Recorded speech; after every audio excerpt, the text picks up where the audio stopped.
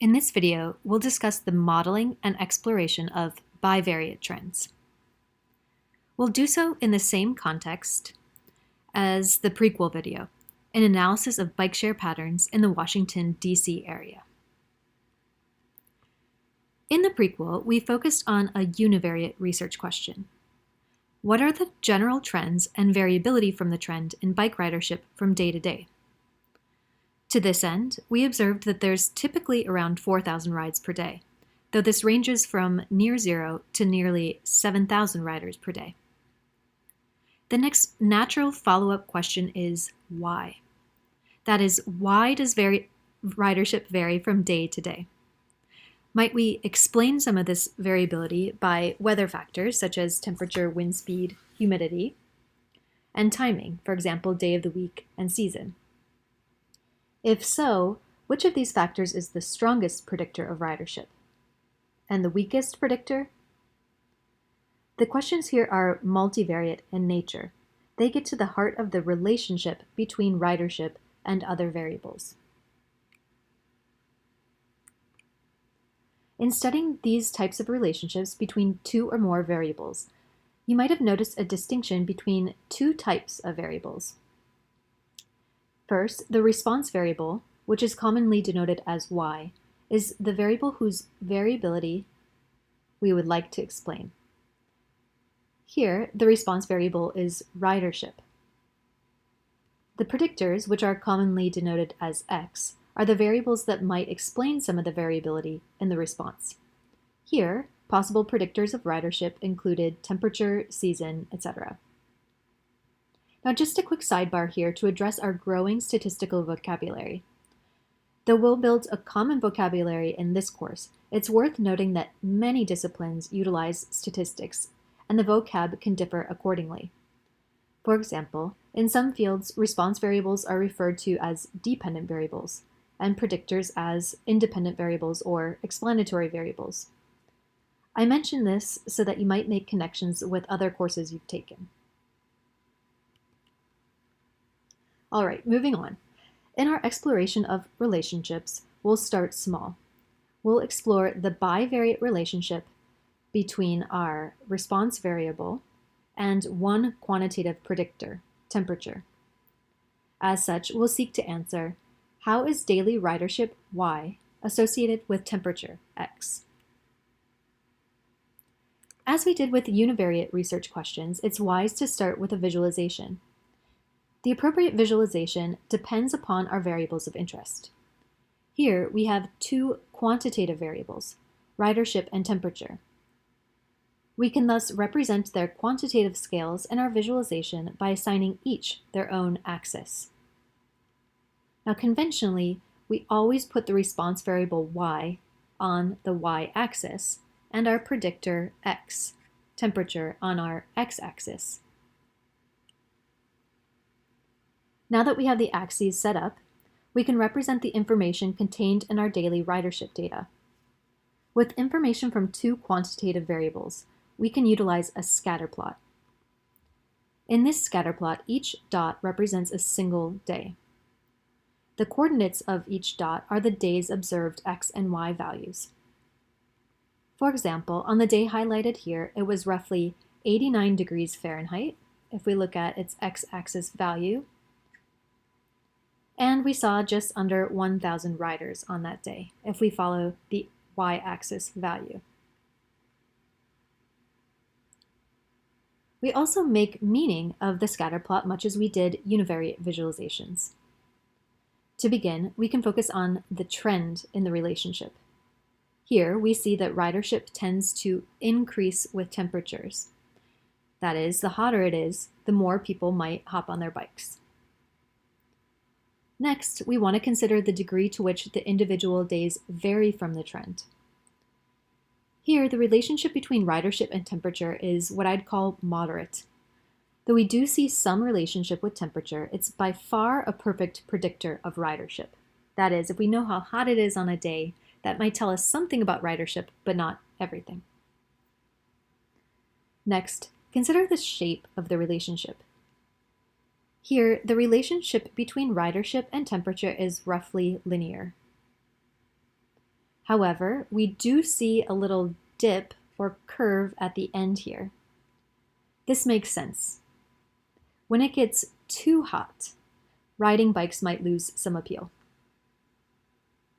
Finally, we should check for outliers. Here we don't see any extremely unusual points that fall far from the trend. However, we do see some interesting points that we might want to investigate further. For example, for a warm day of around 90 degrees, this day saw far fewer riders than we would expect, so it's below the trend. Now recall that in our univariate explorations, we followed visualizations up with numerical summaries that can help specify our observations. For example, we captured univariate trends using metrics such as the mean and median. In the case of our bivariate relationship between ridership and temperature, the trend can be roughly summarized by the line shown here. This line represents a statistical model. Statistical models come in countless shapes and dimensions. We're starting with the most basic here, with a linear model of the trend in response variable y by quantitative predictor x. And this model can be further expressed by what might be a familiar formula. Y equals a plus bx. Now, way back when I learned about line equations, we spent a lot of time manipulating the formula, and much less time interpreting the meaning of this formula. But remember that the whole point of statistics is to turn data into information. That is, the whole point of statistical modeling is to learn something about the relationship between y and x. To that end, this course will place a huge emphasis on making meaning of model formulas in the context of our analysis. Let's do that here. The equation for the regression line is given here. It says riders equals negative 67.9 plus 57.89 times temperature. So we have our A value plus B times X. Consider the first of these numbers. The intercept is negative 667.9, represented by the point on the line circled in red. The intercept indicates the typical value when x, or typical y value in particular, when x is 0. Now, when x equals 0 is a reasonable data value, this intercept has some contextual meaning. Otherwise, the intercept just indicates where the model lives. So where do we put this line in the infinite plane?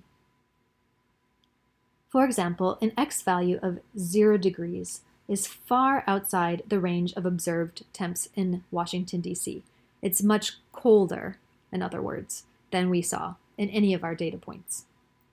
Thus, we'd be very much extrapolating if we claimed that we typically see, say, negative 667.9 riders on 0-degree days. The fact that negative riders can't exist or don't make sense also confirms the silliness of this interpretation. So in our particular example, the intercept just tells us something about where this model trend lives on the larger plane. More meaningfully then, let's move on to the temperature coefficient of 57.89. In general, the coefficient assigned to a predictor x indicates how that predictor is related to response variable y. How we interpret a coefficient depends upon the structure of our model. When we have a lone quantitative predictor x, as we do here, the coefficient on x can be interpreted as a slope. That is, it's the typical change in y corresponding to a 1 unit increase in x.